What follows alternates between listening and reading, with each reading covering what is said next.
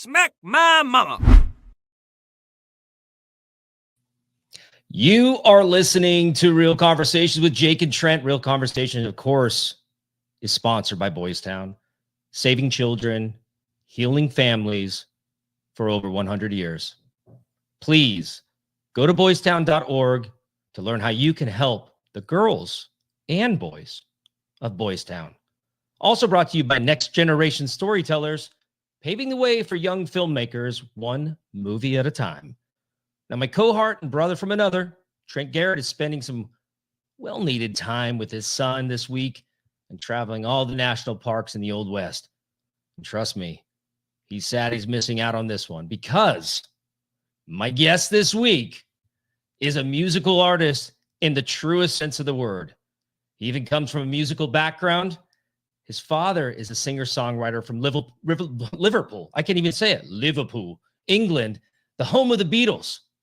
My guest spent his early years in London, where he formed the band Endeavour, supported by the band The Dolphins, which included members from Pink Floyd, Fleetwood Mac. While he was living in England, his talents turned into acting on the stage in the West End and touring in musicals like Hair and The Who's Tommy, which is actually back on Broadway, just FYI. A highlight in his stage career in the UK was performing for King Charles himself and his sons. An international star, he's also had hits in Germany and here in the US with a revival of Zeppelin's Going to California, also working for the USA, and California Girls Like Rock and Roll. Speaking of California, he has a big concert coming up July 6th at the Grammy Museum at LA Live in Los Angeles.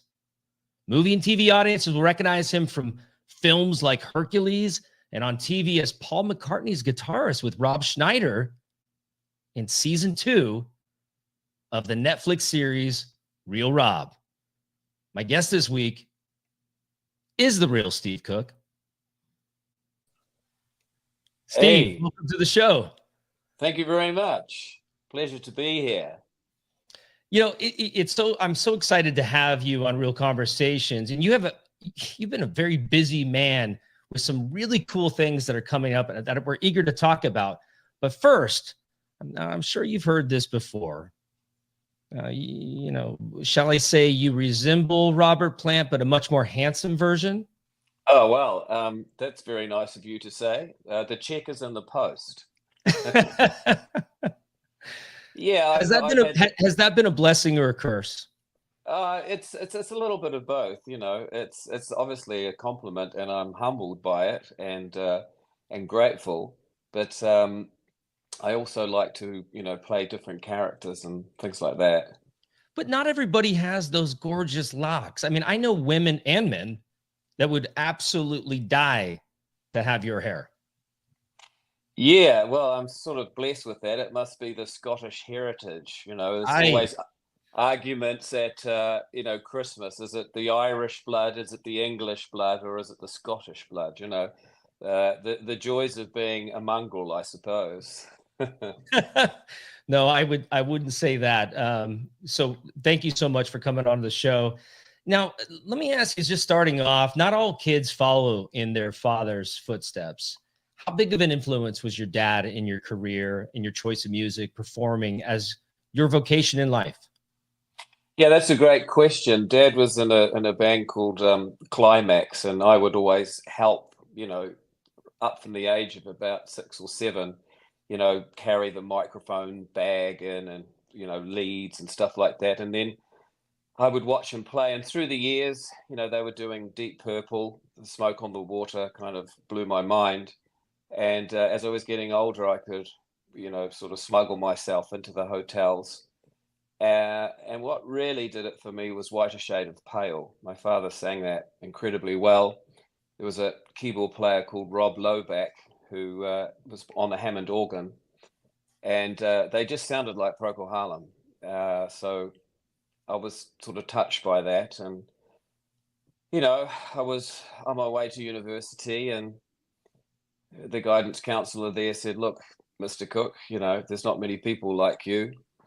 you might want to be Dr. Cooke, but I think you should pursue this music.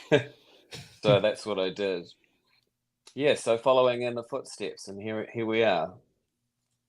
Well, we're so glad to have you on the podcast, and I'm so glad and grateful that your father was such a great influence on you, because the world would not know what they were missing if we didn't have you.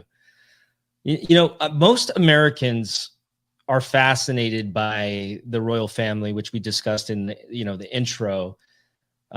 Since we don't have anything like that here in the U.S., what was the experience like to perform in front of the future king, Prince Charles, William, and Harry? Yeah, it was nerve-wracking to be honest, but when I got to meet him later, he has the ability to make you feel very much at ease. And my wife and I were standing in line as he was coming down, and I noticed we both had a glass of Pimm's in our hands, and we looked at everybody else, and no one else was drinking. So suddenly we were there together thinking, where are we going to put this glass? Can't put it on the floor. But as he was approaching us, thank goodness he had a glass in his hand as well. So that kind of helped. We talked a lot. I mentioned about how there was no English artists in the American top 100 at the time. And he sort of, went down the queue, and then suddenly he came back and he came up to us and said, "Is that really true? There's no British artists in the top 100?" I said, "No, no, Your Majesty, unfortunately not." And then he said to me, "Well, we have to do something about that," which I thought was very charming. Now, did he do anything about it? I'm not sure, but we certainly did. Yeah, I think I might have told you, because we discussed a little bit before, the interview, but I dined with the Duke of Edinburgh, his father, at Oh, Windsor wow. Castle. Maybe I didn't tell you. No. And I made friends with this gentleman who was running this golf tournament the entire time while I was there, staying at Ye Hart and Garter Hotel across from Windsor Castle. I was dating a girl at the time, and she ended up getting into this golf tournament that was participating with all the principalities of England or the UK. So we had, South Africa, Australia, Canada, America. And anyway, long story long is I got to know this guy, and I'm at the Windsor Castle, and he comes up to me and he's like, "Jacob," and we've had plenty of pints together over the course of the week. And he's like, "Jacob, are you having a good time, lad?" I'm like, I'm having the best time. I never thought in the world I'd ever be in Windsor Castle dining with the Duke of Edinburgh. And he's like, he laughed about it. And I was like, no, I think you're getting me wrong. And I was just a teenager. I mean, I was a teenager. I was 21 years old at the time. And he's like, "Come with me." I was like, "What?" He's like, no, come with me. I'm like, "We're supposed to be in the armory room. We can't go anywhere." And so he takes me into the original kitchen, which was the oldest part of the castle, and then takes me over to this red carpet. He goes, "You see this? This is royal carpet. Only royalty are allowed to walk on this." And next thing I know, he's winding me down the stairs, and I was in Princess Victoria's swimming pool. Oh, wow. Yeah. And you could see Prince Charles mock-up horse, box, the whole shebango. And like, that's where he trained to learn how to do polo. And so did his sons. Pretty unique experience. Yeah, that's right. We're at the Chuck Cravati Polo Club in Gloucestershire, and he was playing against William and Harry. So, every time they have a break, we have to go out and push all the divots back down into the grass, that they call them. But it was a pretty posh affair. Everyone's talking like that. Of course they are. So, yeah, I enjoyed that. But Prince William and Harry, their team actually bet the then Prince of Wales. Yeah, it's quite funny thinking about him being the king now, isn't it? I know, right? I mean, I mean, truly, my heart was broken when the Queen passed. Yeah, that was very sad. That sort of affected a lot of us. I'll put it this way: I don't think he's going to be shaking hands with people drinking a Pimm's anymore. Now he's king. Yeah, he's got to be a bit more respectable. Yes, a bit more formal. Yeah, But as they formal. say, God. Yes, that would be. See that. That's where the lines cross with Americans and the English. But yeah, formal, definitely. Yeah, well, he was a bit more laid back because they were with a family that they've known forever through polo down in Gloucestershire. So it was like a family affair. But talk about, well, you would have been through it. They certainly check you out, the old security at Buckingham Palace. Yeah. Yeah, I'm very grateful I don't have a lot of parking tickets. Well, you've got a new song that's out. It's the revival of Led Zeppelin's "That's the Way," which is so great. And it's, what I love about it. It's a 6-minute song. It's not this 2.5-minute pop song that these children of today are in. And I guess the range of interest as far as, our ability to stay focused, I think has changed. And I love the fact that you're so traditional in the way of writing a song and staying true to that song, or even performing that song in its true form, even if it's 6 minutes long. It's really beautiful. One of the things like I want to ask you about is that it's very interesting because no one has really had the stones, so to speak, to step up to that challenge. And you did. How did that come about? It's a good question.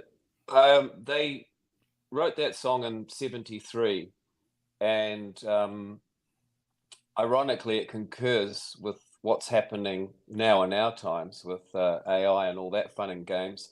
But I was influenced by Page and Plant and what they did in 1995, where they were playing with the London Metropolitan Orchestra.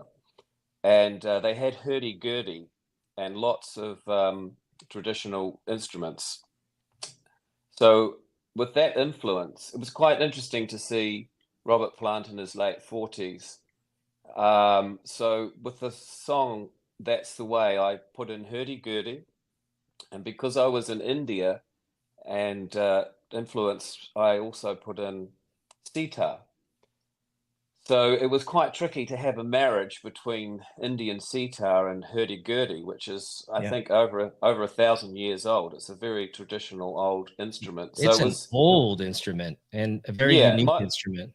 Might even be up to 2,000 years old. So it is. And hurdy-gurdy and sitar together, I thought, is quite kind of unique. And of course, Kashmir and the influences, the Page and Plant influences were Moroccan.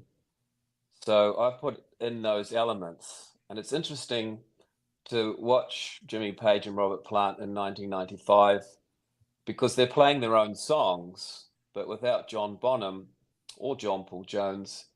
They're sort of kind of doing renditions of their own numbers, but I thought it was absolutely excellent.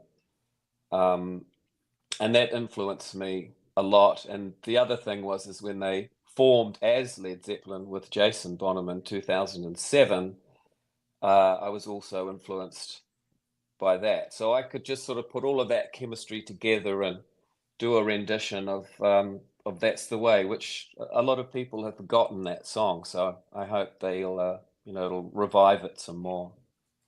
Well, it's actually, it's such a beautiful song. And I'm a Led Zeppelin fan, but I wouldn't say that I'm a Zepp head, so to speak.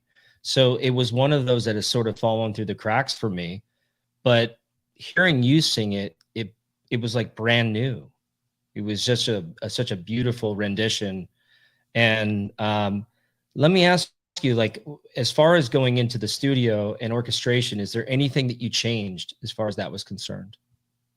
Yes, I did. I put a bridge in there I extended a bridge, and I was watching Jimmy Page when he was playing that song, "That's the Way" with Page and Plant, and he was doing that, but he was only doing it for like one or two bars. So I've extended that out. I've made that for longer, sort of like a pre-chorus, if you like. So taking a little bit of creative liberty there. Um, but I hope he doesn't mind. I'm sure he won't.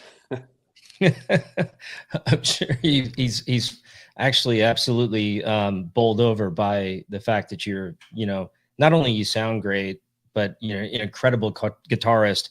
Let's talk a little bit about that. Where did the guitar portion start in your life? Well, my father was a guitar player, and it kind of began very young again, almost like an infant, really. I remember my first youngest memories of just putting my fingers across the guitar when it was on the bed, and just hearing the chiming sounds of it. And it didn't take long to learn if you put your fingers on it as well, you get a different tone. And so basically, self-taught, probably round about sort of 13. My father was giving guitar lessons, but I suppose it's like having a dad who's a mechanic. He never seems to get around to showing you how to fix the engine. But he was quite busy, so I learnt a lot from just listening to the record collection that he had, which was vast and wide.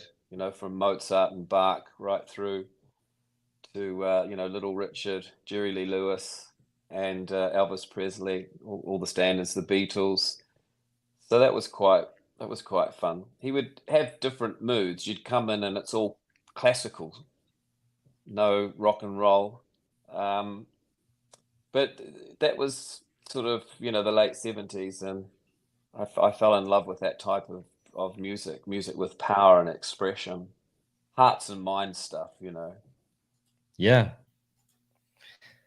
Now I noticed, of course you play the double guitar.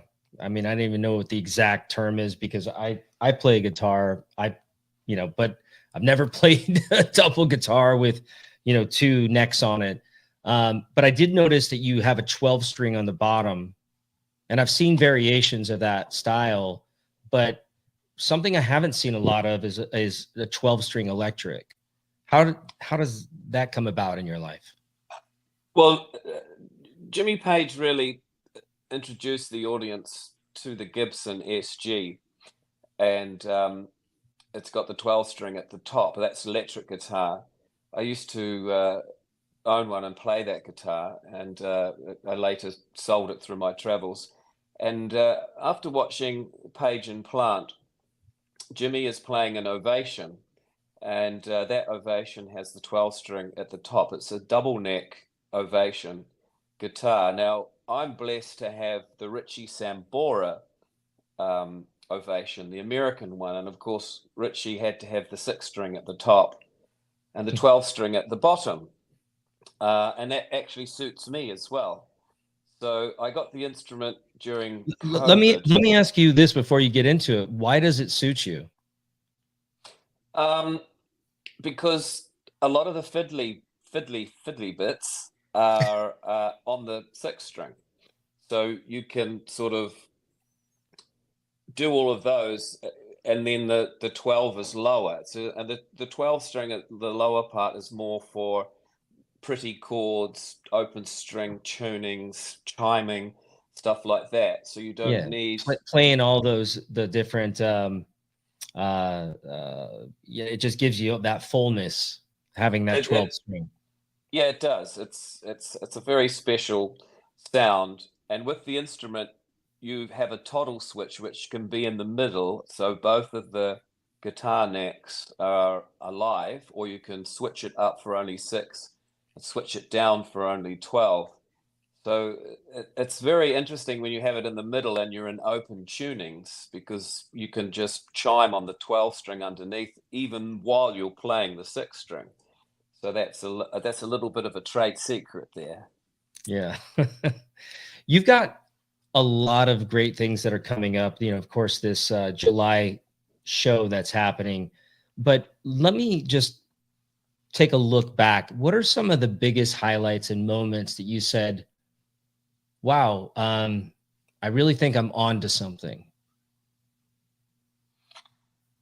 That's probably when I was living in England. I was living in Henley-on-Thames, and I was working at the local theatre, and they had the young Kate Winslet and her sister Annie Winslet. It was all sort of semi-professional at that point.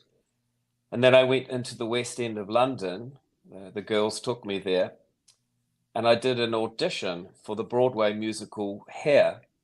And lo and behold, I got that. And that was the first time I sort of realized what a recall is, how important a recall is. And, that was my first contract in professional theatre. And I instantly got British equity, which is extremely hard to get. And up from that point, my life changed. Well, I have a very serious question for you. Is that when you decided to grow your hair, or did you already have Ah, the hair? no, I already had my hair. It was quite an interesting story because these women and friends of mine, they were all taught theatre at Red Roof's theatre school in Reading. So they were all quite posh, and they had big, thick folders with all the headshots and photos and everything in. And they picked me up on a farm I was working on, and I just had my name written on a piece of card. So that was taking forever. And as you do, I popped outside, had a pint. I went back in, I still had to wait. So I went back out and had another pint. Another pint. I was just going to say that there was probably a couple pints involved. That's right. And then I come back in and I sing, Janis Joplin. Lord, won't you buy me a Mercedes Benz? Friends all drive Porsches, I must make amends. So I go through that whole number and I hit all the high notes and I get right into it. And when I finish, everyone in the waiting room are applauding. And I think I'm not going to get this. So I go up to the director and I say, I don't care. Janice would have liked it. And he went to me, well, then, Mr. Cooke, that's all and well. Come back tomorrow, please, and do something properly. Next. So I went out and I saw my friends and they went, oh, you bastard, you've got a recall, So Yeah. I went and saw one of the directors there, Judith Kluwer, who's really good friends with Michael Caine. Michael Caine. Michael Caine, all Michael right. Caine. Yeah, all right. And she promptly gave me proper music for the musical director. I read from Cahill Gibran's book, The Prophet, and a babe who held, a babe against her bosom said, speak to us of children, and all of that. And then I did my song from Godspell, which was, so the musical director was really disturbed that I didn't come with music. So anyway, long story short, I booked that, and that was just an amazing. We toured all of Europe, Germany, France, Spain, Italy. It was good. It was sort of baptism by fire. Right. But that must have been the life-changing moment. It really was. It really was. Some of the Americans were from Fame School, and they taught me the Alexandra technique and all of that stuff. And my choreography was okay, but they were sort of experts in it. But then sometimes they would forget their harmonies and stuff. So I could say, hey, what were those dance moves again? And they'd go, God damn, and you're like, make sure you remember those harmonies next time. Yeah. I say, what's that harmony, Steve? So, but after 3.5 weeks, we were off, and I had a principal character. I played Wolf, which was fun. Neil Donovan, I grow things. Yeah, of course. Awesome. Oh, Helen at the Moon and all that, Yeah. It was fun to see the whole cast get naked, That's interesting. I would imagine that's interesting. Even just working on Broadway, it's like, you're because I did Broadway as well. I was in Beauty and the Beast on Broadway as Lumiere. And changes and people wardrobe and stuff. It's like everybody's everywhere, and you definitely you get an eyeful of you know, people changing in and out of costumes.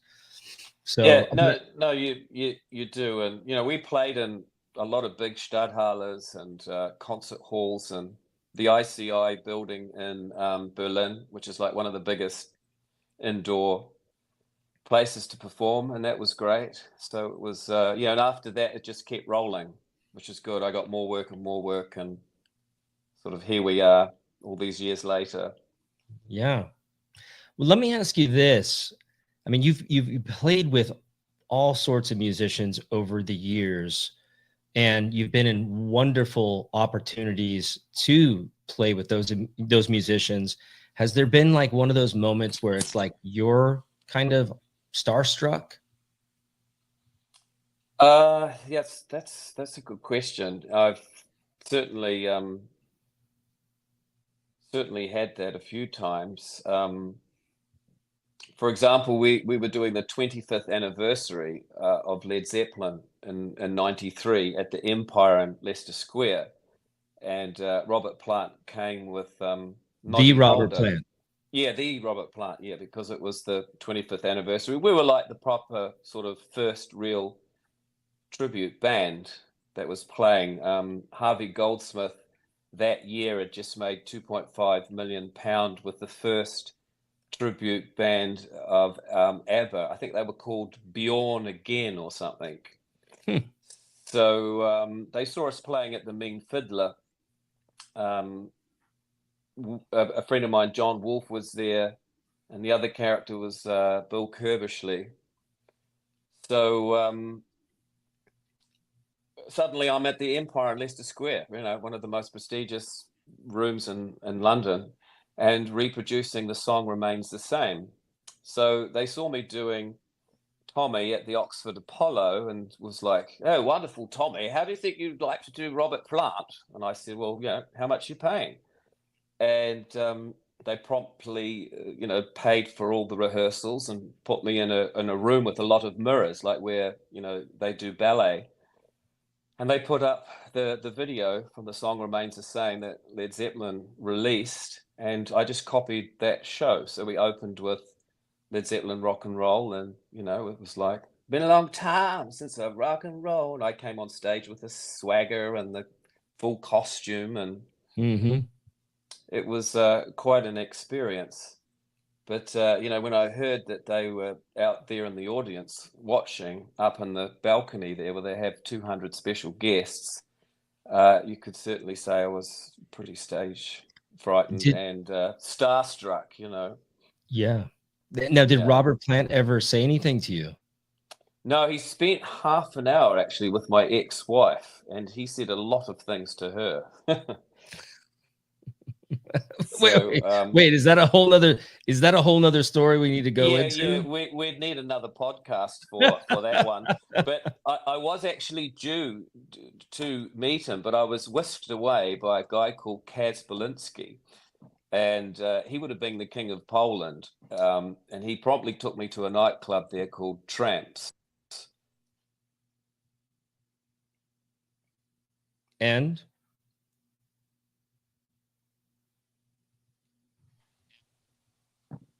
Yeah, where promptly I got to meet Billy Wyman.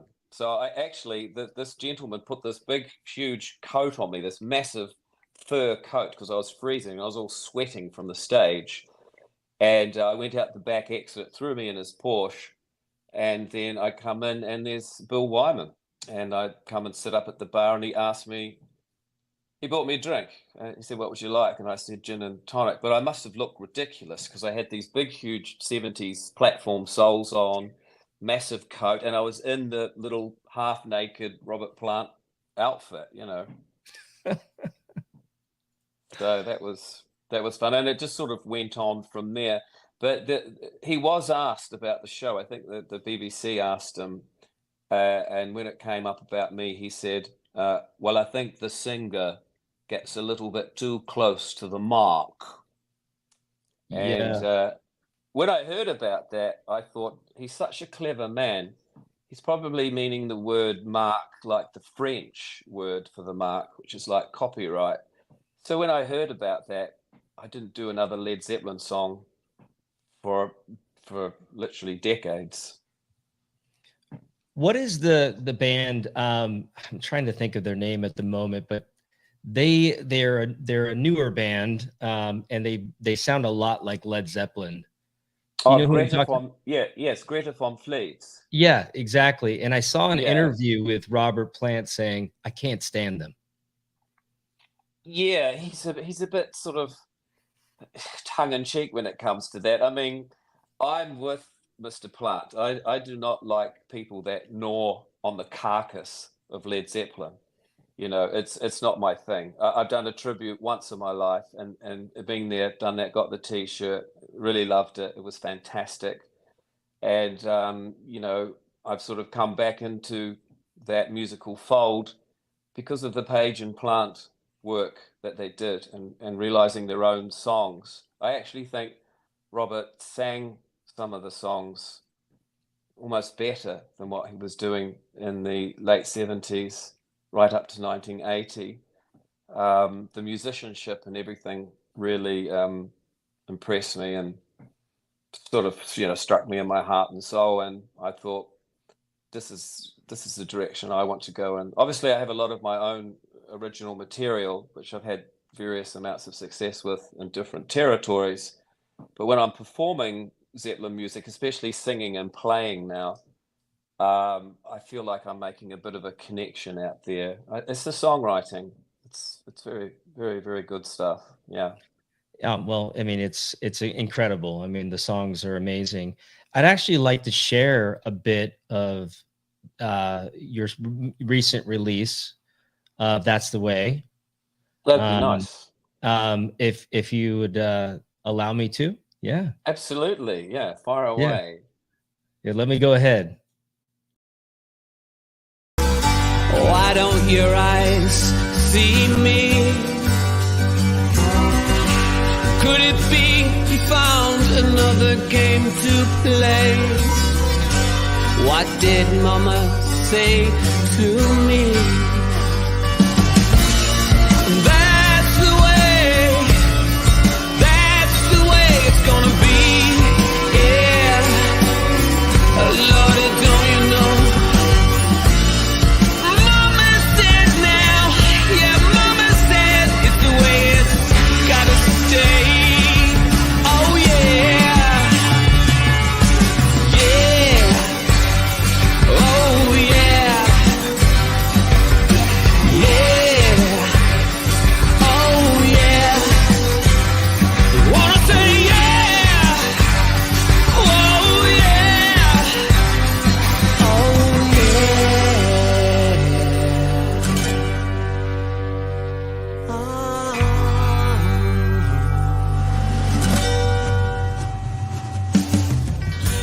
Yesterday So I'm always amazed, like when I talk to a singer, you know, because they've always got this like robust like voice, you know, when they speak to you, and then all of a sudden I'm hearing these like high notes that you're hitting. I mean, it's amazing. It's just so great to, like, I wouldn't imagine. I don't not say I would imagine that voice coming from you, but it's just like, wow, those are some pretty serious notes that you're hitting, and you're an incredible example of what a singer songwriter is. Yes, well, I was wearing my tight jeans that day, and they were very tight jeans. They were pretty tight that day. No, I guess it's because I started off as, you know, first soprano when I was a young boy before my voice broke, working on Radio 4ZA in New Zealand, for example. Really? Like, yeah, the elderly and the infirm couldn't go to church. Mhm. So, you know, they would tune in to the national radio. And, you know, sometimes, well, a lot of the time, actually, I was right in front of the big microphone singing, you know, "Come on, Christian soldiers," and all that stuff, you know. Yeah. "Come all ye faithful," which is interesting. That particular song, I made a commercial with Dee Snider, and Cool. just recently, and he told me that song Come All Ye Faithful is where he got the idea from. We're not gonna take it. We're not gonna take it. Come All Ye Faithful. Come You know, on, he ripped it off. he was a choir boy as well, So Yeah. when I was working with him, it was a bit of a rocky start at the beginning, but by the end of the commercial, we were a lot more friendly, and he sort of let that one slip. So that's another funny That's an story. inside thing that we're not really supposed to be talking about. No, but we have to make these moments special, But I digressed, I must admit. So to answer your question, once my voice broke, I then became tenor, and I was up there, and there was another young lad down there in front of the microphone. So I was sort of, still being in the tenor range, but insisting that I could still do those high notes. Kind of stuck with me, I guess. Well, you sound great singing it, man, and I'm so impressed by it every time I listen to it. So keep doing it, man. You got to keep spreading that love, and that love comes through Yeah, the vocals. it's we're doing a vinyl record, and the artwork is a big part. There's 4 songs. The first release was Going to California, done in my style, while remaining faithful to the original, of course. And then we've got That's the Way, and there's 2 other songs. But the interesting twist is the artist doing the artwork is Glenn Wexler. He did a lot of cover art for Black Sabbath and various other bands, but he also was involved with the artwork for Led Zeppelin's Mothership. So I'm very pleased to have him on board. And Do you if have your artwork list, already chosen for it? yes, if your listeners go to Apple or Spotify or any of the usual suspects, you'll be able to see the little thumbnail. The first one for Going to California is the San Francisco Bridge.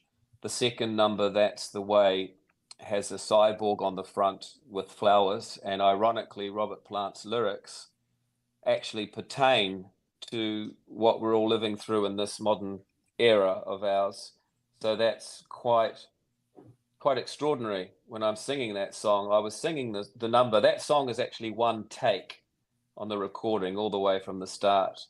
And when I was singing that, I got hit how the lyrics, Mama said, is this the way it ought to stay? Is this the way that life is going to be for us now with artificial intelligence and everything like that?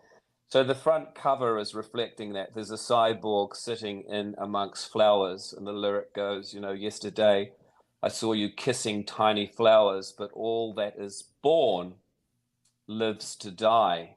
And you can see the cyborg holding the flower thinking, what is this about being born?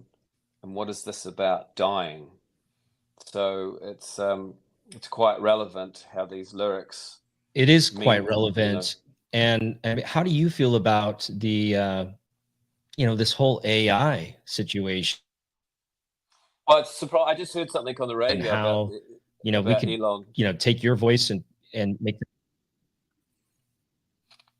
Yeah, I mean, to be brutally honest, it's going to put a lot of us out of a job, but I can't go that way. I think I have to embrace it. I'm going to do a course and learn it more. For example, I was in the studio, and the guy put this AI plugin on my voice, and within 2.5 minutes, it had done what would normally take 2 hours, maybe longer, even up to half a day, on using outboard gear, outboard compressors, all sorts of fun and games with the outboard. I like to record analog, of course. So when the gentleman put this plug-in on, I just was laughing. I thought, this is not going to work. I'm sorry. We're just going to go back through the Neve, and we'll do it how I know how to do it. Thank you very much. He said, no, just be patient. And lo and behold, it really did everything that I needed. It de-essed, and so up from this point, I might stop being a dinosaur.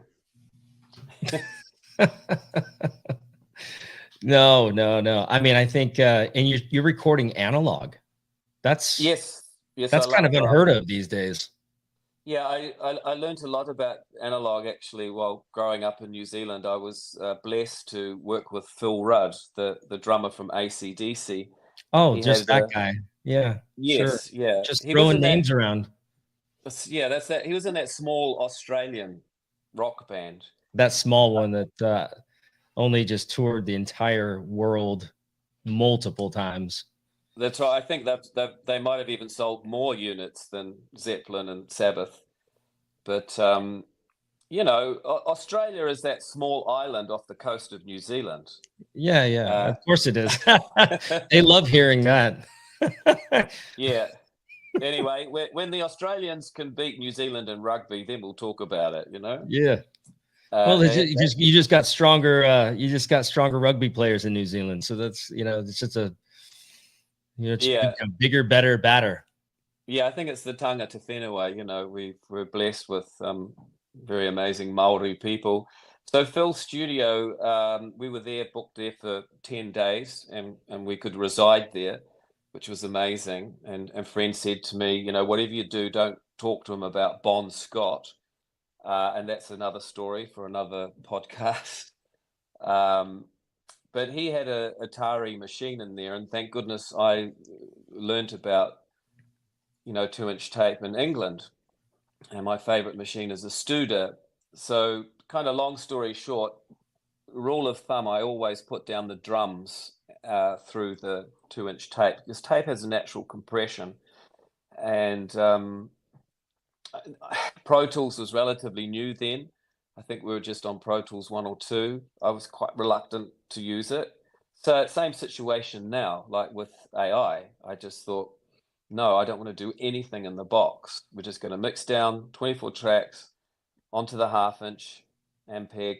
And we did use Pro Tools, and it was extraordinary, the power. And I'm very happy because I had a hit with a song called The Best of Friends, and another number called Live for the Moment, and various other tracks. It's still an outstanding album that we did. And I think that's what happens when you get the whole band together and we can all be under one roof. No one can run off to the pub. I'm sure you have some stories that can go there. And I honestly, I really do want to ask you about the Bon Scott question. I'm like, can you tell me? Is there any kind of little juice on that?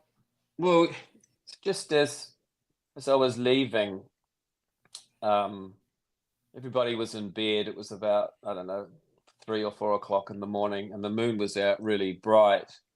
And he was just talking about friendships and how important it is to look after each other, especially when you're in a band. So that was very nice for me to hear that, because he just volunteered the information about Bon. He went into another couple of things about lyrics and this and that and his notebook and stuff, but it was a very long time ago. I don't really share that story very much. Well, I mean, Personal. even just a little bit of that story sounds amazing. So thank you for sharing even that bit. Yeah, I mean, no, well, obviously, I mean, AC/DC is an incredible rock band. I've seen them 4 times in my life. I saw them on the Back in Black tour. Obviously, Bon Scott wasn't there. And then I saw them on a couple of the other tours that came through.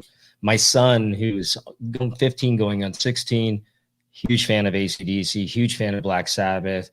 I'm like, where did you get all this? And I would like to say it was from me, but he's kind of found his own way, and he's definitely he's a rocker. He loves the classics.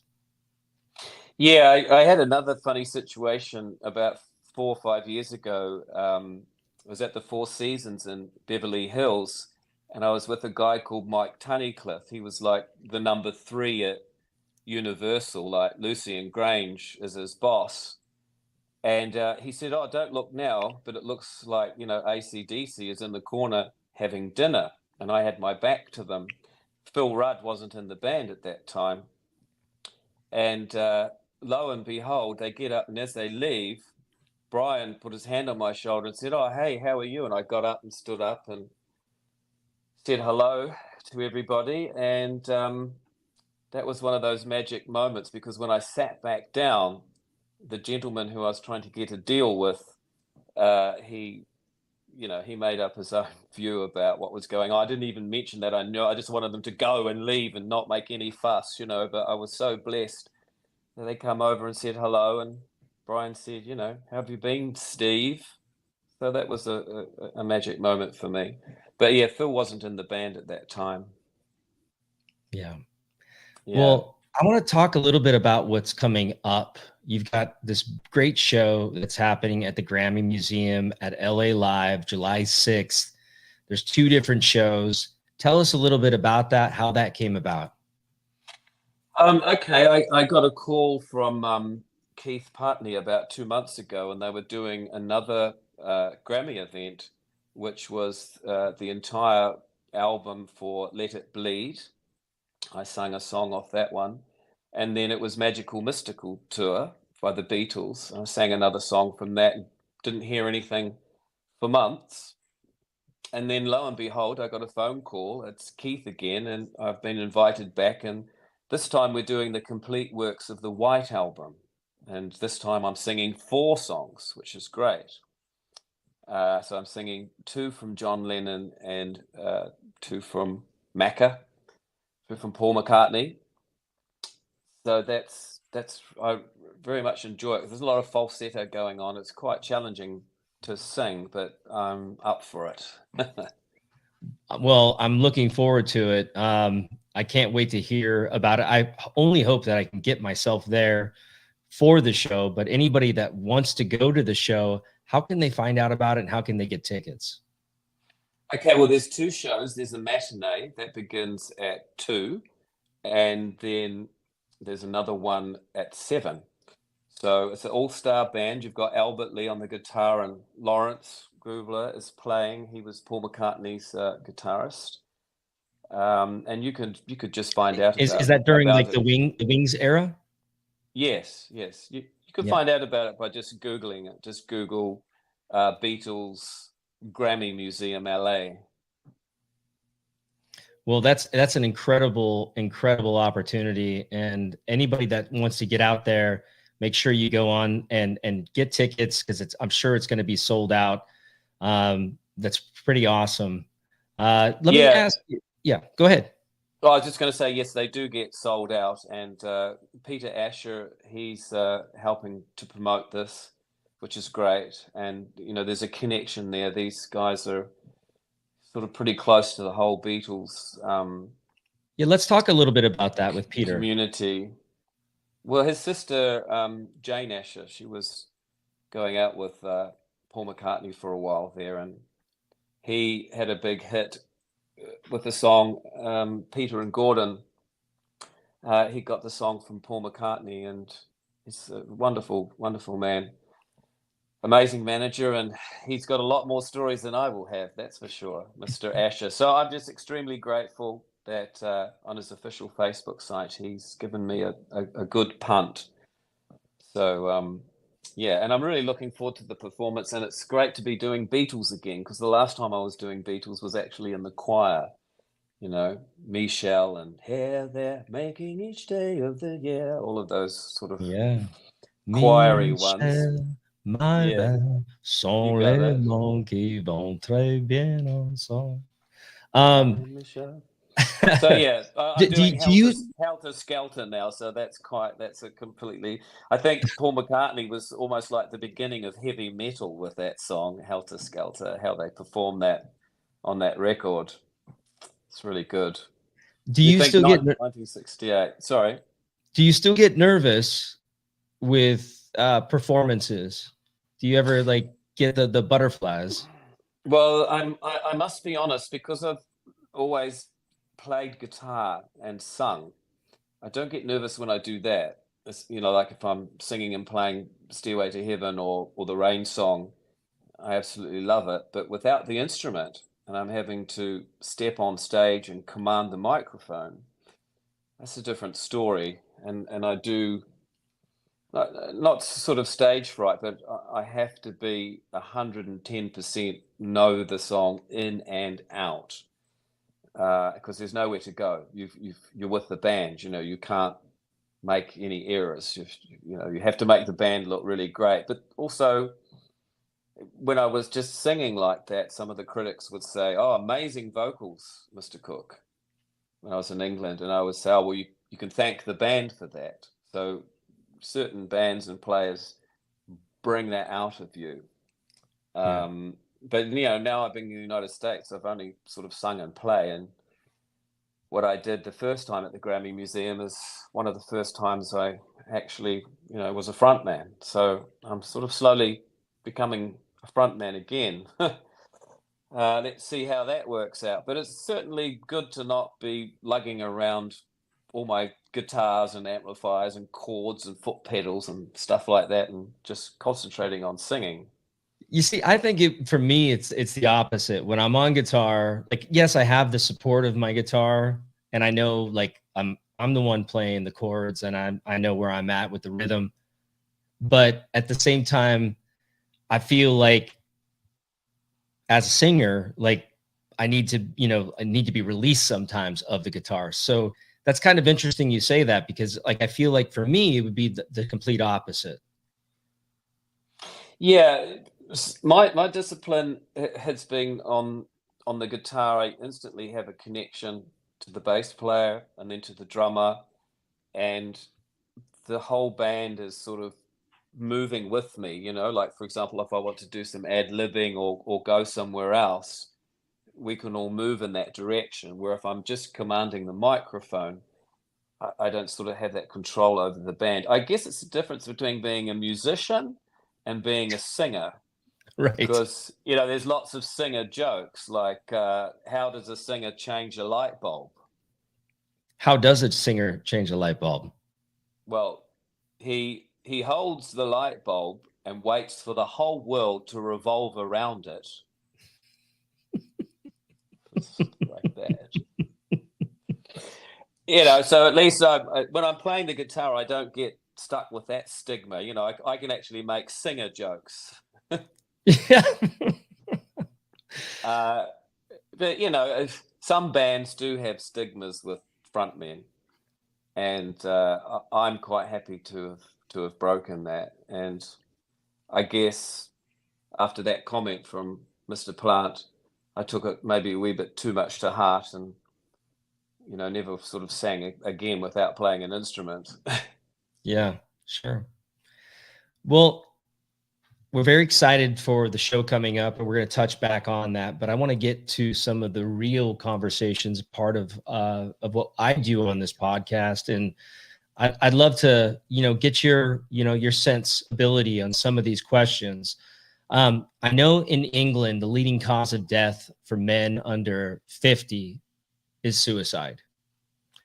Why do you think men in the UK keep their emotions so bottled up that it leads to serious mental health issues? Yeah, that's a tough question to answer, but I'm familiar with this, having this type of situation within my own family. Unfortunately, the situation is even worse in New Zealand, because there's lots of Brits in New Zealand as well. As far as the Kiwis go, we unfortunately have the highest male suicide rate, teenage, per capita. And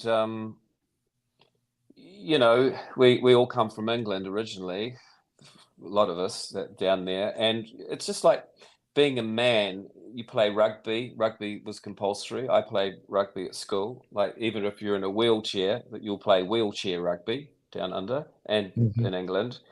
But to answer your question, if you went to somebody like your coach or someone like that and saying, I've got sort of problems in that growing up, the answer is harden up.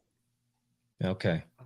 Harden up, and it's part of that. It's the feeling of not having anyone to talk to that's going to, to understand. And then there's also the mental illness, where it's people really do have problems with their brain chemistry and serotonin and all of this, too little, too much.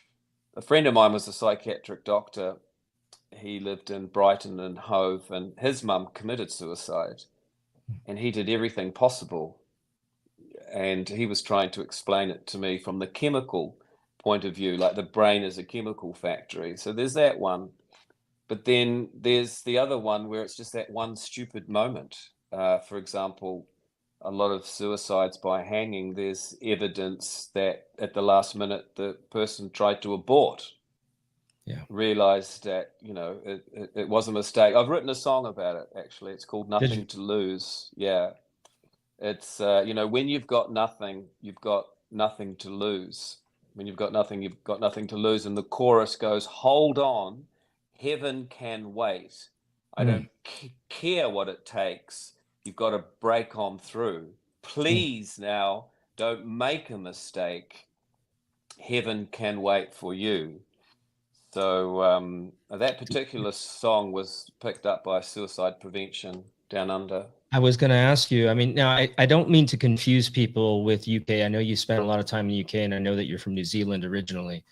But for that particular song, was there someone that you related to when you wrote those? Yes. It was a family member, and he was only like 19, and that's part of the suicide issue that they have down under as well. That's with teenage suicide, and I've been thinking for years how to find the silver bullet for this, but it's actually very, very complex, because I mean a lot of tough guys that I know have perished this way, and they've got kids and wives, and it's really hard to fathom how they But come to we just these. kind of touched base a little bit on this, but do you find a difference with the way that we handle our mental health here in America versus what you saw growing up? Yeah, I think America is a lot more onto it. Like in New Zealand, it's just brushed under the carpet, and England too, as well. Like the whole time I was there, you just never talked about it. If you said to a friend, even in a band, I'm depressed, I don't feel very well, you know, they'll go behind your back and laugh about you, oh, he's weak, stuff like that. So you don't talk about it. You don't want people to know. It's like saying, I've got herpes, no one's it's going to want to go to bed with you, sort of thing. Yeah. You've got So what? yeah. No, I'm just kidding. But that's a terrible analogy, but No, you it's actually a really good analogy, because yeah, it's kind of at like, least no, herpes is curable, right? At least that's right. curable. But Well, yeah, I no, mean, I think the States is pretty good. Like, it's very open. Like, I listen to the radio a lot, and they're always talking about the suicide line, the helpline, and stuff like that. There was never any of that when I was living in England. of course. And that's definitely something that I've seen a big difference in, even since when I was in high school. It wasn't that readily available. So thanks for answering that question. Let me ask you this, though, because you've been through it all. I mean, as an artist, you've seen the ups, you've seen the downs. How do you cope with the challenges and disappointments that life can dish out for any of us? Yeah, that's another very tough question, and a good question. I think you need faith. Like I often say, may your God bless you, right? Because there's so much. But even if you're agnostic, you need to have faith within yourself. You need sort of something to believe in. That's also in the song, hold on. You got to hold on to something to see it on through. Because I've sort of boiled it down to the point where it's that little brief moment that you think, this is the only way out. I don't want to be here anymore. And you have no consideration or thought about what you're going to do to your brothers or your sisters or your mum or your dad or stuff like that. I had a friend that was severe mental illness, taking lots of different medications and stuff. And, she knew I was worried about her. And she said, listen, rest assured, I'm not going to commit suicide because I know the damage that it will do. I've seen it. So they actively seeked treatment and have been on various different treatments over the years and are living quite normal lives now. So I'm thankful, for Uncle Sam for that. Yeah. Yeah, no, it's tough. It's a very strange water to navigate, but I feel like we're getting closer and closer all the time, and there's lots of resources that are out there. I'll be talking about that at the end of the podcast.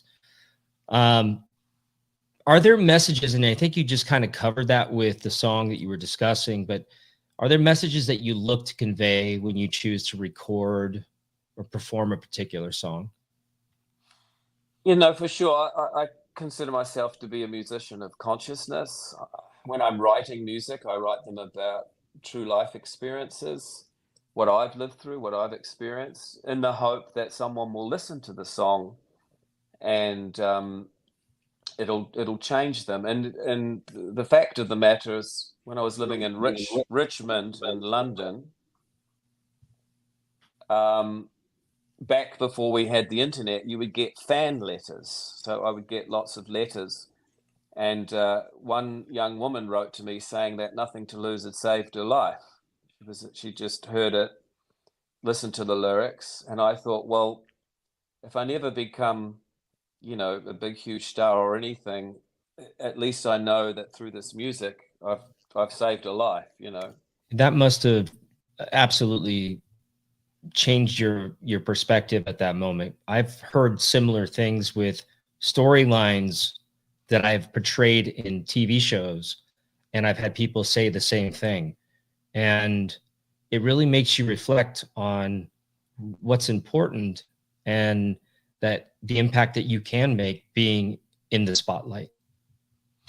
Yeah, and it got even more when suicide prevention reached out, and I just gifted them a song and said, they can do with it what they wanted to, but I didn't get too involved. I didn't want to, do live performances and stuff like that because I was traveling around the world, and there's only so much you can do to help people. And I've sometimes found in life, when you get involved with charities and stuff, you give them the little finger, and a year or so later they've taken the whole hand.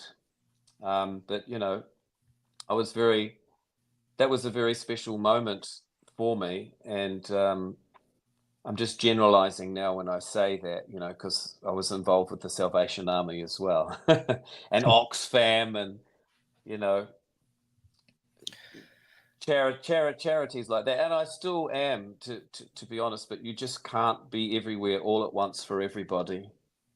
Sure. You're only one person, but you can build a militia that is willing to believe in those ideas with you.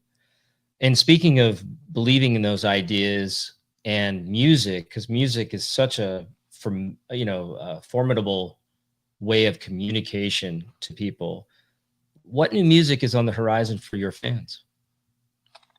Well, the first thing is to get the vinyl record finished, and as I was saying before, you've got the vinyl record, and you open the cover, you have artwork on the front, artwork on the side, artwork there, and then artwork on the back. And when you pull out the inner sleeve, it even has artwork because there's going to be a bonus song.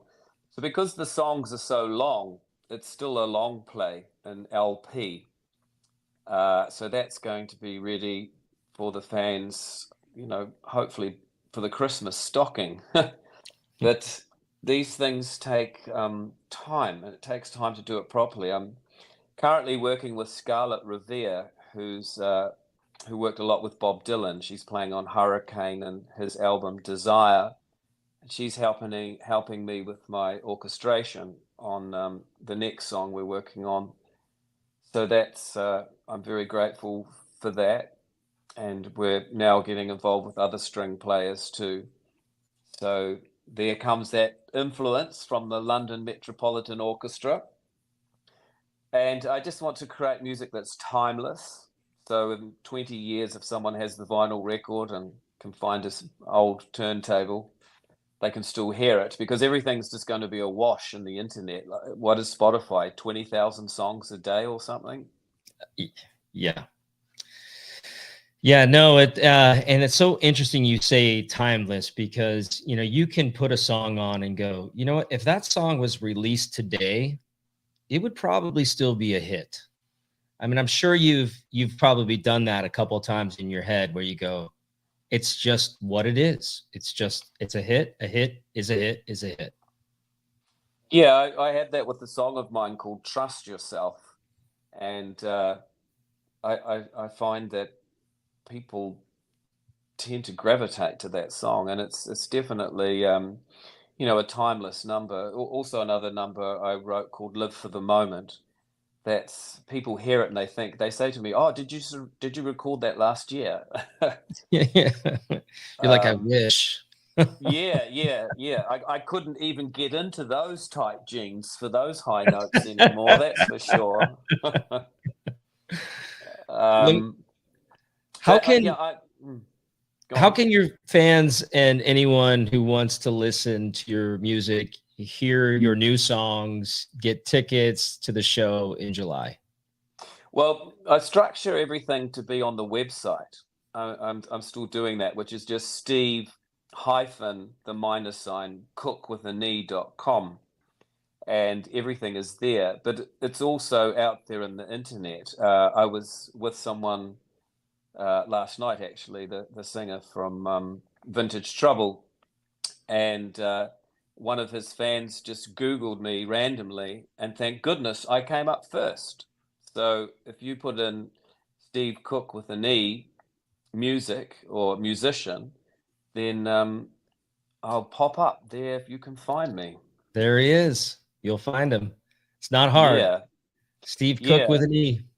that's the one. Like Sam Cooke, and Sam Cooke's a huge influence on me, as is Roy Orbison. Oh, I love And Roy Orbison. yeah, and I've covered his song "Change Is Gonna Come," and that's another one take. Are we going to hear So, that soon? Or is that yes, it's already out? out. It's It's out. out. It's already out. Yeah, you can hear that all the usual places. But I'm focusing more on Apple Music now, because they have the ADM, which is the Apple Digital Mastering, Yeah, tell us a little bit about that. and the lossless is as well. Like, I listen to, like, for example, with That's the Way, I was particularly concerned about the mastering, and you can, with Apple, you can master for them with the ADM, and that master file is about 200 megabytes, and the normal wave is like 64, and the MP3 is 15. So, I merely send off my Spotify stuff and all that sort of TuneCore, CD Baby, 20,000 songs a day, carry on, and 15 megabytes. And it sounds very flat with the streaming. But at least with Apple, what I've discovered is that on all Apple devices, it sounds great. So if you're listening on a Mac laptop, your iPhone, the fidelity is better. You can hear the kick drum, you can hear bass frequencies. But then when you flip to Spotify on an Apple device, it's flat. I remember when Jimmy Page, when MP3s first came out, he said he felt that they were so terrible it would even change the mix of some of their songs. So this time, with this particular number, I wanted to make sure that the mastering was perfect, and I'm happy with it. I'm never happy with anything, to be honest. It's just, but this Well, time, aren't all of us as artists? We're never happy with yeah, anything. I think it's probably true that this Apple digital mastering, it really does sound good on Apple devices.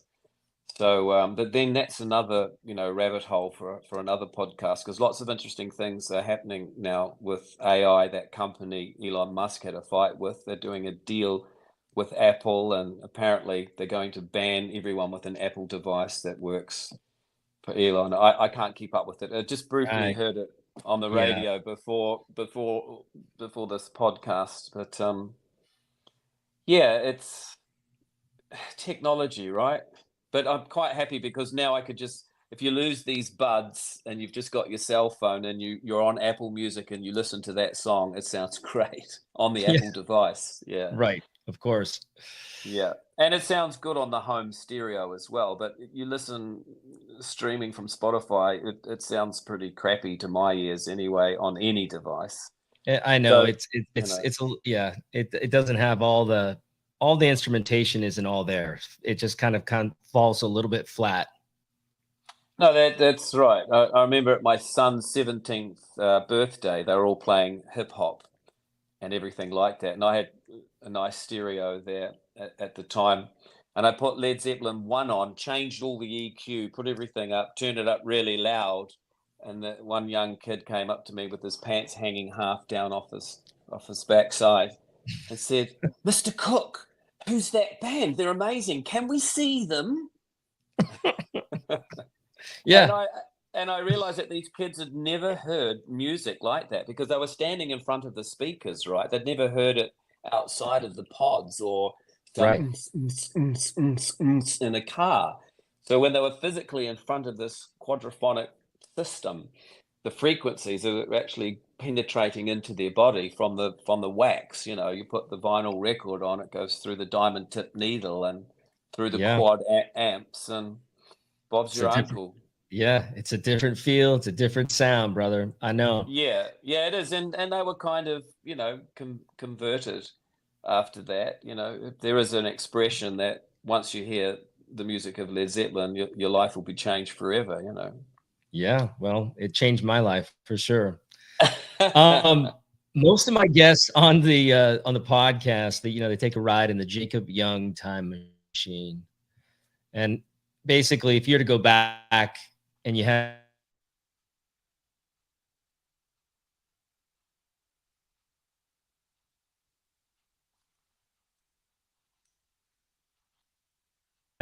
what would you want your younger self? I must apologize, but I missed that question totally because of some Yeah, interference. It's the first one we've had. no worries, no worries. So again, most of my guests on the podcast, they take a ride in the Jacob Young time machine. Basically, if you were to go back and be able to give yourself a little bit of advice growing up, what would you want your younger self to know? Sometimes when older people are telling you things, you should actually listen. Yeah, Yeah, good advice. that's true. But when you're young, you're full of what's the expression? Vinegar and piss, right? My dad And always said, "Save your money," and now I know why. yeah, that's right. Oh, and the other thing is floss. Yeah, do that Floss. too.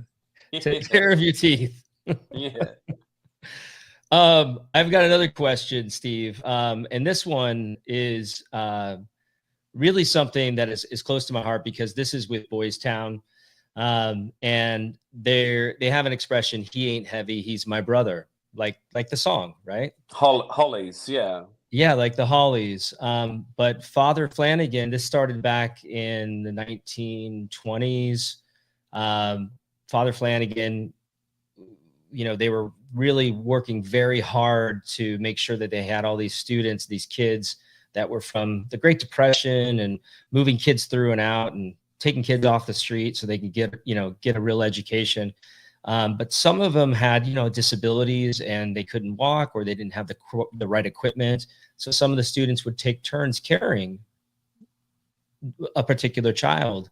And we'd take them to the football games, the football matches, to the basketball, to the whatever classrooms, and they would just carry this child.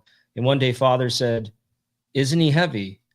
And he said, "He's not heavy, Father. He's my brother."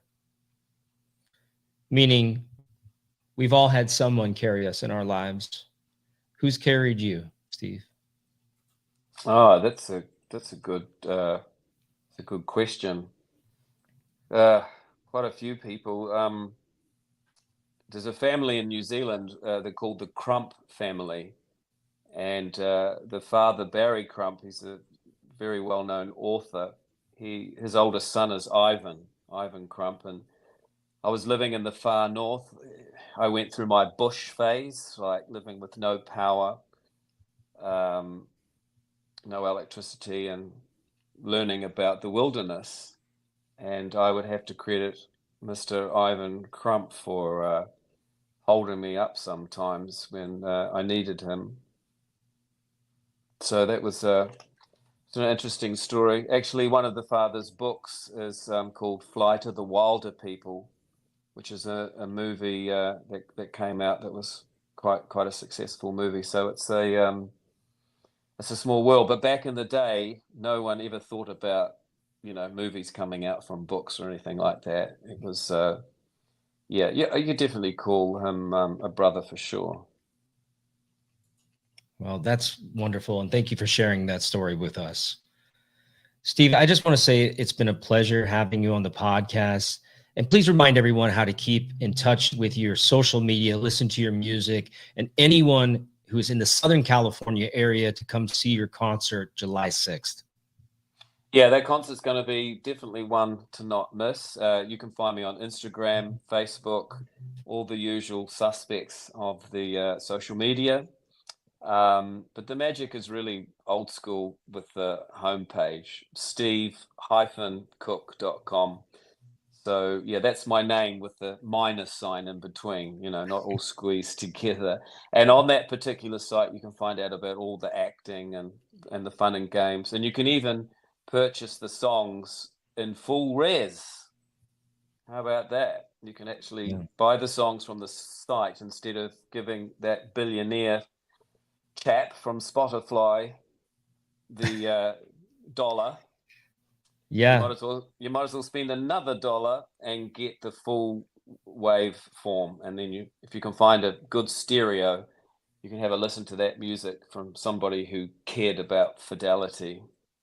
And it's going to sound so sweet. So definitely check that out. Yes. Steve, again, thank you so much for your time today. No, thank you. Hold tight for me 1 sec. That's about all the time that we have for this week, but the Boys Town toll-free national hotline, 1-800-448-3000. Again, that's 1-800-448-3000 is a 24/7 crisis resource and referral number for kids and their parents. And they're always there to help anyone having suicidal thoughts, risking any type of self-harm, parenting problems, physical, sexual, or emotional abuse, stress, anxiety, anger problems, school problems like bullying and peer pressure, and not to forget chemical dependency. If you're suffering with any of these issues, or you just need someone to talk to, they're there for you 24/7. Just call the Boys Town National Hotline. It's right here underneath the video. They'll get back to you immediately. You don't feel like talking? You can text voice to 20121. Text voice to 20121. Someone will get back to you immediately. Boys Town, saving children, healing families. Until next time, love each other and love yourself.